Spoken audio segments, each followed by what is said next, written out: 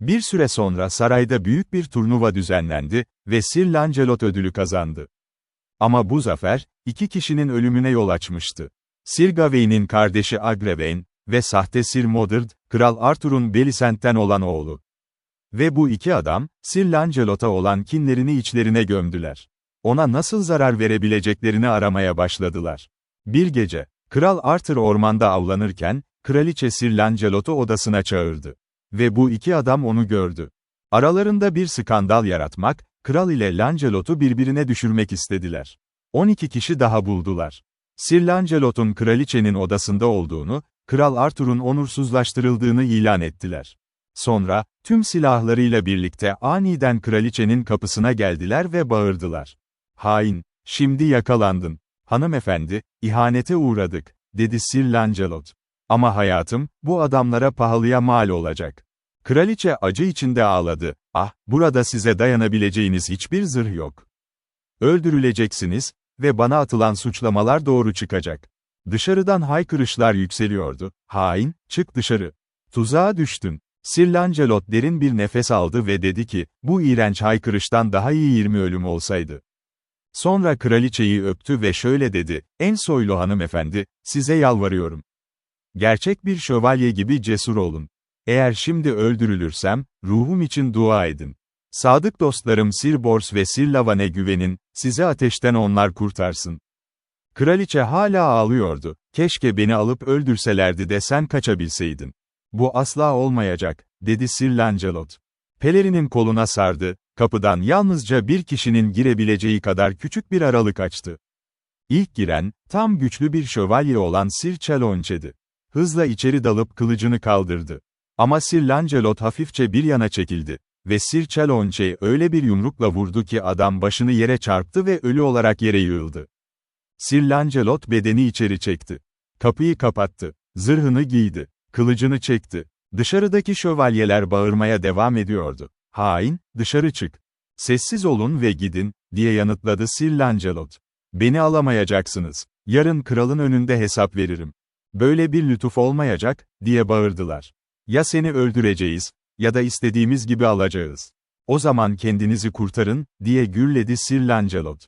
Kapıyı fırlattı ve üzerlerine koştu. İlk darbede Sir Agrewain'i öldürdü. Sonra 12 şövalyeye karşı tek başına savaştı ve hepsini devirdi. Kimse ondan kaçamadı, yalnızca Sir Modred, ağır yaralı olarak canını zor kurtardı. Sonra kraliçenin yanına döndü ve dedi ki, "Hanımefendi, şimdi ayrılmam gerekiyor. Tehlikede olursan, bana gel. Ben burada kalacağım," diye yanıtladı kraliçe. "Ben kraliçeyim. Ama yarın başıma bir şey gelirse, seni yardıma çağırırım. Benden hiç şüpheniz olmasın," dedi Sir Lancelot. "Yaşadığım sürece, sizin gerçek şövalyenizim." Ayrılır ayrılmaz Sir Bors'a ve diğer kardeşlerine gidip her şeyi anlattı. "Bu kavgada seninle olacağız," dediler hepsi. "Kraliçe ateşe mahkum edilirse, onu kurtaracağız." Bu arada Sir Modred, büyük bir korku ve acı içinde saraydan kaçtı. Kral Arthur'u bulana kadar durmadı ve başına gelenleri anlattı. Kral ona neredeyse inanmak istemiyordu. Ta ki gidip Sir Agrewain'in ve diğer şövalyelerin cesetlerini görene kadar. Her şeyin doğru olduğunu anladığında, kalbi neredeyse kırılacaktı. "Ah," diye inledi. Round Table sonsuza dek kırıldı. "Kraliçemi koruyun." Ve Kraliçe Guinevere'nin yakılarak öldürülmesi emredildi. Çünkü Kral Arthur'u onursuzlaştırmıştı. Ama Sir Gawain bunu duyunca kralın önüne çıktı, "Efendim, bu konuda çok acele etmemeni öneririm. Belki Sir Lancelot kraliçenin odasındaydı, ama belki de kötü bir niyetle değil. Ona çok büyük borçlarımız var. Belki yalnızca onu ziyarete gelmiş ve bunu gizlice yapmıştır." Kral hüzünle cevap verdi, "Ah, ona yardım edemem. O da diğer kadınlar gibi yargılanacak." Sir Gawain ve kardeşleri Sir Gaheris ile Sir Gareth, infaza katılmayı reddettiler. "Hayır, soylu lord," dedi Sir Gawain. "Bunu asla yapamam. Kalbim kraliçenin ölümünü izlememe izin vermez." Kardeşi ekledi, "Bize orada bulunmamızı emredebilirsiniz. Ama silahsız olacağız. Savaşa girmeyeceğiz." Ertesi gün, Kraliçe Guinevere ateşle ölmek üzere yola çıktı. Kalabalık büyüktü. Silahlı ve silahsız şövalyeler, soylular, hepsi oradaydı. Tüm lordlar ve leydiler ağlıyordu. Kraliçe bir rahip tarafından kıvrılmıştı. Adamlar onu kazığa bağlamak için yaklaşıyordu. O an, Sir Lancelot'un casusları ormandan fırlayıp ona ulaştı. Yakınlarda gizlenmiş olan Sir Lancelot, 20 şövalyesiyle birlikte kalabalığın içine daldı. Kraliçeyi kurtarmak için, Kral Arthur'un bazı şövalyeleri direndi. Büyük ve kanlı bir çatışma başladı. Sir Lancelot her yandan gelen darbelere karşı amansızca savaştı, her darbesiyle bir şövalyeyi yıkıyordu. Birçoğu öldürüldü. Sonunda, kraliçe serbest bırakıldı.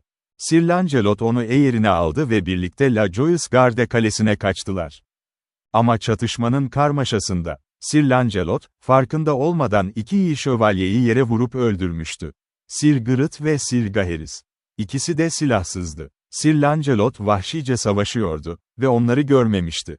Kral Arthur bunu duyduğunda, hem o savaş hem de bu kayıplar için derinden üzüldü. Lancelot'a ve kraliçeye karşı öfkesi alevlendi. Ama Sir Gawain, kardeşlerinin ölüm haberini duyunca üzüntüden ve öfkeden bayıldı. Ayılır ayılmaz doğruca kralın yanına koştu, "Lord Kral ve amcam, şimdi bir yemin ediyorum. Bugünden itibaren, Sir Lancelot'u asla bırakmayacağım. Birimiz diğerini öldürene kadar ve intikam almak için onunla savaşa gidersen, yalnız da olsa peşinden giderim." Kral, öfke ve kederle buna razı oldu. Krallık boyunca tüm şövalyelerini çağırdı. Büyük bir orduyla La Joyeuse Garde kalesini kuşattı. Sir Lancelot şövalyeleriyle birlikte kaleyi güçlü bir şekilde savundu. Ama krala ait orduya hiçbir zaman saldırmadı. Çünkü ona karşı savaşmak istemiyordu. 15 hafta geçti. Bir gün Sir Lancelot duvarlara çıktı ve uzakta Kral Arthur ile Sir Gawain'i gözlemledi. "Çık dışarı, Sir Lancelot," dedi Kral Arthur sertçe. "Sahanın ortasında buluşalım." "Tanrı korusun," diye yanıtladı Sir Lancelot. "Seninle karşılaşmamı korusun, çünkü sen beni şövalye yaptın." O zaman Sir Gawain haykırdı, "Yazıklar olsun sana, hain ve sahte şövalye. Kraliçeyi geri alacağız ve sizi hepinizi öldüreceğiz. Silahsız kardeşim Gaheris'i öldürdüğün için, Sir Gareth'i öldürdüğün için, seni bu kadar çok seven o asil şövalye için, ölümüne kadar düşmanın benim." "Ne yazık ki," diye bağırdı Sir Lancelot, sesi titreyerek. "O asil şövalyeleri öldürdüğümü duyduğuma bu kadar üzüldüm ki anlatamam. Şimdi, ağır bir yürek taşıyorum." "Öfkeni yatıştır, Sir Gawain. Çok iyi biliyorsun ki bunu tesadüfen yaptım. Onları öz kardeşim gibi seviyordum." "Yalan söylüyorsun, yalancı adam," diye gürledi Sir Gawain. Sir Lancelot öfkelendi, ama sesini kontrol etti. "Şimdi görüyorum ki düşmanımsın. Ve seninle ya da efendinle artık barış olamaz. Kraliçeyi memnuniyetle geri verirdim." Kral Arthur onu dinlemek istiyordu. Kendi yanlışlarını, boşa giden bu savaşı içten içe yas tutuyordu. Ama Sir Gawain onu her seferinde vazgeçirdi ve Sir Lancelot'a karşı haykırmaya devam etti. Sir Bors ve diğer şövalyeler artık dayanamıyordu. "Dışarı çıkalım ve ondan intikam alalım," diyorlardı. "Bu bekleme bizi mahvediyor." Sonunda Sir Lancelot, ağır bir yürekle kabul etti. Ertesi gün ordular sahada buluştu. Büyük bir savaş patlak verdi.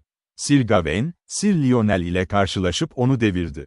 Sir Bors, Sir Blamor ve Sir Palomedes ise Kral Arthur'un şövalyelerine karşı büyük başarılar gösterdi. Sonra kral doğrudan Sir Lancelot'a yöneldi, ama Sir Lancelot geri çekildi. Ona saldırmayacaktı. Bunun üzerine Sir Bors fırlayıp kralı yere serdi. Sir Lancelot bağırdı, "Ona dokunma." Kral Arthur'a gidip onu ayağa kaldırdı ve kendi atını verdi. "Efendim," dedi sessizce, "bu mücadeleden vazgeç, ikimize de onur getirmiyor." Kral Arthur ona baktı ve gözleri doldu. Kendi içinden geçirdi. "Ah, bu savaş başladığından beri ne kadar asil davrandı." Ertesi gün Sir Gawain orduyu yeniden yönlendirdi ve savaş bir kez daha başladı. Bu sefer hem Sir Gawain hem de Sir Bors ağır yaralı yere düştü. Tüm gün savaştılar, gece çökene kadar. Her iki taraftan da çok sayıda şövalye öldü. Ama yine de, kimse zafer kazanamadı. Bu şiddetli savaşın şöhreti tüm Hristiyan dünyasına yayıldı. Ve sonunda, Papa bir ferman gönderdi. Kral Arthur'a emretti, "Sir Lancelot ile barış yap. Kraliçe Guinevere'yi geri al." Kral Arthur hemen itaat etmek istedi. Ama Sir Gawain, onu vazgeçirmeye çalıştı. Sir Lancelot bunu duyunca krala yazdı. "Efendim, kraliçeni senden ayırmayı hiçbir zaman düşünmedim. Ama o benim uğruma ölüme mahkum edildi ve ben de onu kurtarmak için şövalyelik görevimi yaptım. Beni bağışla, 8 gün içinde sana geleceğim ve kraliçeni getireceğim. Ve söylediği gibi yaptı. 8 gün sonra, Sir Lancelot, Kraliçe Guinevere ile birlikte yola çıktı. Her birinin yanında 100 şövalye vardı ve hepsi, barışın işareti olarak zeytin dalı taşıyordu. Böylece mahkemeye vardılar. Kral Arthur tahtında oturuyordu. Sir Gawain ve birçok şövalye etrafını çevirmişti. Sir Lancelot ve kraliçe, ikisi birlikte kralın önünde diz çöktü. Sir Lancelot ayağa kalktı ve dedi ki, "Efendim, hanımefendini buraya getirdim. Hak gerektirdiği gibi, Papa'nın emriyle ve senin emrinle. Onu tekrar kalbine al ve geçmişi unut. Kendim için hiçbir şey istemiyorum. Günahım için üzüntüm ve acım, zaten cezamdır. Ama lütfunu kazanmak isterim." Kral cevap vermeden önce, Sir Gawain yüksek sesle bağırdı. "Kral istediğini yapsın, ama emin olun, efendim Lancelot, sen ve ben, ikimiz de yaşadığımız sürece asla barışamayız. Çünkü kardeşlerimi hainlikle ve silahsız olarak öldürdün. Cennet yardımcım olsun," diye yanıtladı Sir Lancelot. "Bunu bilmeden yaptım. Onları çok seviyordum ve yaşadığım sürece ölümlerini yas tutacağım. Ama seninle savaşmak faydasız. Eğer sen saldırırsan, belki seni de öldürmek zorunda kalırım. Ve bu yapmak istemediğim bir şey. Seni asla affetmem," diye bağırdı Sir Gawain. "Ve kral seninle barış yaparsa, hizmetini kaybeder." Etrafındaki şövalyeler Sir Gawain'i yatıştırmaya çalıştı. Ama o dinlemedi. Sonunda Sir Lancelot derin bir iç çekti. "Barış mümkün değilse, daha fazla kötülük getirmemek için ayrılacağım." Dönmek için adım attığında, gözyaşları akmaya başladı. "Ah," dedi yavaşça, "en asil Hristiyan diyarı, seni her şeyden çok sevdim. Artık seni bir daha asla göremeyeceğim." Sonra kraliçeye döndü. "Hanımefendi, şimdi sizi ve bu asil topluluğu sonsuza dek terk etmeliyim. Size yalvarıyorum, benim için dua edin. Eğer herhangi birinden aşağılanırsanız, haberim olsun. Doğruda da yanlışta da, gerçek şövalyeniz olacağım." Diz çöktü. Kral Arthur'un ellerini öptü ve ayrıldı. O mahkemede, Sir Gawain dışında kimse yoktu ki onun gitmesine ağlamasın. Sir Lancelot tüm şövalyeleriyle birlikte La Joyeuse Garde kalesine döndü. Ama artık o kale ona acı veriyordu ve bundan böyle ona Dolorous Garde adını verdi. Kısa süre sonra krallığı terk etti. Birçok arkadaşıyla birlikte Fransa'ya geçti. Tüm topraklarını eşit biçimde paylaştı. Ve bir süre için, Kral Arthur ile arasında barış vardı. Ama Sir Gawain durdurmuyordu. Sürekli kralın yanında fısıldıyordu, "Sir Lancelot güçlü ordular topluyor. Ona karşı harekete geçmelisin." Sonunda bu fısıltılar galip geldi. Kral yönetimi Sir Modred'e bıraktı. Onu kraliçenin koruyucusu yaptı ve büyük bir orduyla Sir Lancelot'un topraklarını işgal etmek üzere yola çıktı. Sir Lancelot yine de krala karşı savaşa girmedi. Barış için bir elçi gönderdi. Ama Sir Gawain, elçi krala ulaşmadan önce onu yakaladı ve onu alaycı, acı sözlerle geri gönderdi. Bunun üzerine Sir Lancelot hüzünle şövalyelerini topladı ve Benwick'e kalesini tahkim etti. Kısa süre içinde, Kral Arthur'un ordusu kaleyi kuşattı. Her gün Sir Gawain duvarlara çıkıp Sir Lancelot'a bağırıyordu. Bir gün, Sir Lancelot cevap verdi. "Onunla açık alanda buluşun. Bırakın kanıtlasın." İki taraf anlaştı. Kimse araya girmeyecekti. Biri düşene ya da teslim olana kadar. Atları birbirinden ayırdılar. Döndüler. Ve gök gürültüsüyle birbirlerine koştular. İki at düştü. Mızraklar kırıldı. Kılıçlar çekildi. Şimdi Sir Gawain'in büyü yıl verilmiş gizemli bir gücü vardı. Her sabahtan öğleye kadar gücü 7 adamın gücüne ulaşıyordu. Sonra, doğal gücüne düşüyordu. Bu yüzden Sir Lancelot öğlene kadar çok güçlü darbeler yedi. Zar zor dayandı. Ama Sir Gawain'i affetti. Çünkü büyüsünün farkındaydı. Yalnızca kendi şövalyeleri şaşırıp kalana kadar vurdu. Ama öğleden sonra, Sir Gawain'in gücü hızla azaldı. Ve o an Sir Lancelot tam bir darbeyle onu yere serdi. Sir Gawain yerde bağırdı, "Arkanı dönme, hain. Beni öldür, yoksa kalkıp yeniden savaşırım." "Efendim şövalye," diye yanıtladı Sir Lancelot usulca, "yerde yatan bir adama vurmadım ben hiç." Sir Gawain ağır yaralı olarak çadırına taşındı. Kral Arthur adamlarını geri çekti. Bu kadar şövalyenin kanının daha fazla dökülmesini istemiyordu. Ama tam o sırada, denizin ötesinden haberler geldi. Haberler öyle korkunçtu ki kral her şeyi bırakıp geri dönmek zorunda kaldı. Sir Modred, naipliğindeyken sahte haberler yaymıştı. Kralın Sir Lancelot ile savaşta öldüğünü söylemişti. Kendini kral ilan etmişti. Canterbury'de taç giymişti. 15 gün boyunca taç giyme ziyafeti düzenlemişti. Sonra Winchester'a gitmişti. Kraliçe Guinevere'nin yanına, ona eşi olmasını emretmişti. Kraliçe önce rıza vermiş gibi davrandı. Ama aceleyle Londra'ya kaçtı. Kuleye sığındı. Kuleyi güçlendirdi, erzakla donattı ve Sir Modred'e şu cevabı verdi: onun kraliçesi olmaktansa ölmeyi tercih ederim. Böylece Kral Arthur'a yazıldı. Büyük bir öfke ve aceleyle tüm ordusuyla Fransa'dan İngiltere'ye döndü. Ama Sir Modred bunu duyunca kuleden ayrıldı ve tüm ordusuyla birlikte Dover'da kralla karşılaşmaya yürüdü. Bu arada Kraliçe Guinevere, Amesbury'deki bir manastıra kaçtı. Çuvallık giydi. Zamanını dua ederek, oruç tutarak ve iyi işler yaparak geçirdi. Kral için dua etti. Ve o manastırda sonsuza kadar kaldı. Günahı ve getirdiği yıkım için acı bir şekilde tövbe etti. Ve orada, öldü. Sir Lancelot bunu duyunca, zırhını çıkardı. Tüm akrabalarına veda etti. Ve uzun yıllar sürecek büyük bir haç yolculuğuna çıktı.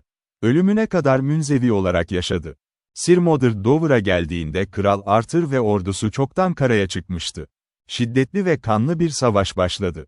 Her iki taraftan çok sayıda büyük ve soylu şövalye düştü. Ama kralın tarafı zaferi kazandı. Kral Arthur kendi gücüyle, tüm tutkusuyla en yoğun yerde savaştı. Her iki elden, her yönden öldürdü.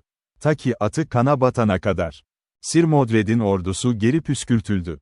Ama ağır kayıplarla. Bu savaşta Sir Gawain, Sir Lancelot'un verdiği eski yaraya bir okey darbesi daha aldı ve ölümüne yaralandı. Kralın çadırına taşındı. Kral Arthur kendi oğlu gibi sevdiği için ona derinden üzüldü. "Ah," dedi. "Sir Lancelot'ta ve sende en büyük dünyevi sevinçlerimi bulmuştum ve şimdi ikisi de benden yok oldu." Sir Gawain zayıf bir sesle konuştu. "Efendim ve kralım, ölümümün geldiğini biliyorum. Kendi istediğimle, Sir Lancelot'un bana verdiği yarada. Ah, tüm bu savaşın sebebi benim. Ben olmasaydım, Lancelot ile barış içinde olurdun. Ve Modred bu ihaneti hiç yapamazdı. Senden dua ediyorum, şimdi Lancelot ile barış yap. Ona söyle, ölüm yarası kendi arayışımdan geldi. Ve onu yalvarıyorum, İngiltere'ye dönsün. Mezarımı ziyaret etsin, ruhum için dua etsin." Bunu söyledikten sonra, Sir Gawain son nefesini verdi. Kral Arthur derin bir yasa büründü. Sonra düşmanın Barham Downs'ta kamp kurduğunu haber aldı. Hemen tüm ordusunu yürüttü. Bir kez daha kanlı bir savaş verdi ve Sir Modred'i tamamen devirdi. Ama Sir Modred geri çekildi. Yeni bir ordu topladı. Sayıları giderek arttı ve en batıda, Lyoness'de yeniden direndi. Trinity Pazarı gecesi, savaşın arifesinde. Kral Arthur bir vizyon gördü. Rüyasında Sir Gawain belirdi ve onu uyardı: "Yarın Modred ile savaşacak olursan, öldürüleceksin. Sir Lancelot ve şövalyeleri yardıma gelene kadar bekle." Kral Arthur uyandı. Vizyonu lordlarına ve şövalyelerine anlattı. Hepsi aynı karara vardı. Sir Lancelot'un gelişini bekleyeceklerdi. Sir Modred'e bir haberci gönderildi. Ateşkes için bir antlaşma imzalandı. Hiçbir ordu diğerine saldırmayacaktı. Antlaşma üzerinde anlaşma sağlandı ve Haçiler döndü. Kral Arthur şövalyelerine fısıldadı: "Dikkatli olun. Sir Modred'e asla güvenmeyin. Kılıçlar çekilirse, savaşa hazır olun." Sir Modred da kendi adamlarına aynı emri verdi. Kralın ordusundan biri kılıç çekerse, saldırın. Ve tesadüfen, kralın yanındaki bir şövalye bir engerek yılanı tarafından ısırıldı. Acıyla ayağını kaldırdı. Aceleyle kılıcını çekip yılanı öldürdü. Sir Modred'in adamları gördü. Ve hemen, tüm orduya saldırı emri verildi. Her iki taraf da savaşa koştu. Kral Arthur durduramayacağını anlayınca, bir aslan gibi en yoğun yere daldı. Her iki yanından öldürdü. Ta ki atı kana battı. Ta ki tüm gün geçti. Ve gece çöktüğünde, birçok soylu şövalye ölü yatıyordu. Kral, sadık şövalyelerinin her yanında ölü yattığını gördü. Yanında yalnızca 2 kişi kalmıştı. Sir Lucan ve kardeşi Sir Bedivere. İkisi de ağır yaralıydı. "Şimdi sonum geldi," dedi Kral Arthur yavaşça. "Ama, o hain Modred hala yaşıyor. Onu öldürmeden ölemem." "Efendim, bırakın olsun," dedi Sir Lucan. Bu uğursuz günden geçerseniz, intikamınızı alırsınız. Hayalinizi ve Sir Gawain'in ruhunun uyarısını hatırlayın. Hayatım beni verse de, ölümüm beni beslese de, dedi kral. Onu orada, yalnız görüyorum.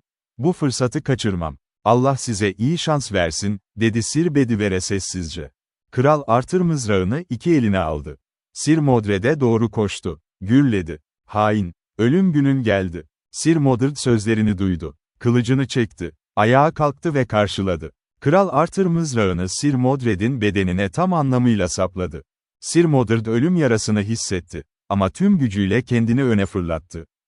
Ve babasına, Kral Arthur'a kılıcıyla öyle bir vurdu ki hem miğferini hem de beyin panosunu deldi. Sir Modred, yere yığıldı. Ölmüştü. Ve Kral Arthur, sallandı. Yıkıldı. Defalarca bayıldı. Sir Lucan ve Sir Bedivere koşarak geldi. Onu kaldırıp deniz kıyısındaki küçük şapele taşıdılar. Ve orada, Sir Lucan kendi yaralarından kanayarak hayatını kaybetti. Kral Arthur uzun süre kendinde değildi.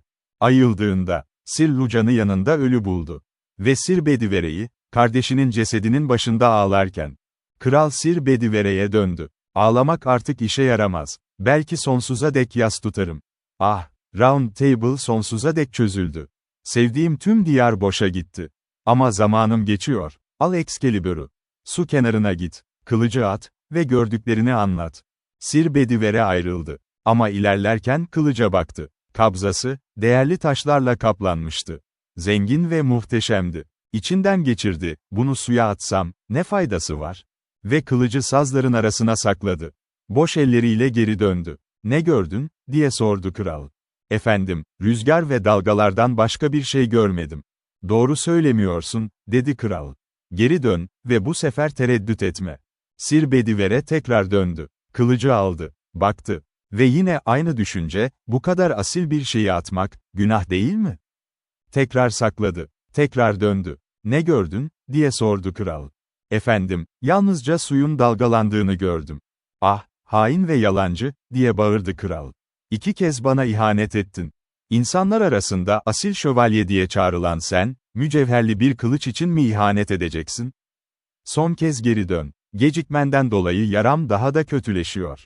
Bu sefer yapmazsan, kalkıp ellerimle seni öldüreceğim. Sir Bedivere hızla koştu. Kılıcı aldı. Su kenarına indi. Gözlerini kapattı ve fırlattı. Ve işte, suyun üstünden bir kol ve el yükseldi.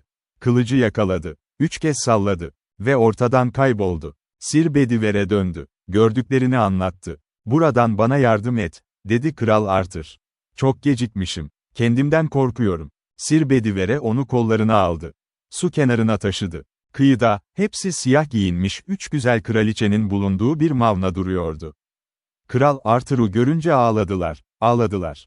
Şimdi beni mavnaya bindir, dedi kral. Ve Sir Bedivere nazikçe onu taşıdı. 3 kraliçe onu karşıladı. Başını kucakladılar. Biri fısıldadı, ah, sevgili kardeşim. Neden bu kadar geç kaldın? Yaran soğudu. Mavna karadan ayrılmaya başladı. Sir Bedivere onu gördüğünde, acı bir çığlıkla bağırdı. Ah, efendim, Kral Arthur, beni bırakıyorsunuz. Şimdi ne olacak benim halim? Teselli ol, dedi Kral Arthur. Sesi uzaktan geliyordu artık. Güçlü ol, artık sana yardım edemiyorum. Avillion Vadisi'ne gidiyorum. Ağır yaralarımın iyileşmesi için. Belki bir daha göremezsin beni, ruhum için dua et. Ve Mavna, yavaşça denize açıldı. Yavaşça, yavaşça. Ta ki Sir Bedivere'nin gözlerinden kaybolana kadar.